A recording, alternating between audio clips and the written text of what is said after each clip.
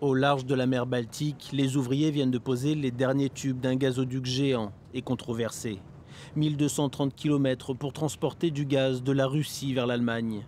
Mais ce tracé, contrairement à celui de Brotherhood ici en bleu, contourne l'Ukraine qui redoute ainsi d'être privée de 2 à 3 milliards de dollars par an de revenus issus du transit de gaz. Surtout, l'Ukraine craint des conséquences géopolitiques plus lourdes, perdre un rempart contre une agression russe à plus grande échelle, car le pays est encore en guerre contre son voisin. À l'Est, le conflit avec les séparatistes soutenus par Moscou a déjà fait plus de 14 000 morts. Si le gaz ne transite plus via l'Ukraine, cela augmente les chances d'une guerre totale entre la Russie et l'Ukraine et d'une agression à grande échelle de l'Ukraine par la Russie.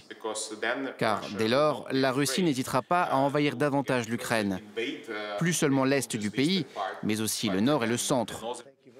Les États-Unis regardent le projet d'un très mauvais œil. Donald Trump avait mis en place d'importantes sanctions contre les entreprises travaillant sur le chantier. De quoi retarder les travaux. Mais l'administration Biden les a levés, convaincue qu'elle n'empêcherait pas la construction. Elle mise sur une coopération avec l'Allemagne favorable au projet, tout en menaçant Moscou de représailles en cas d'agression de la Russie. Cette administration a jugé qu'il n'était pas dans notre intérêt de nuire à notre relation bilatérale, celle que nous avons avec notre allié, l'Allemagne.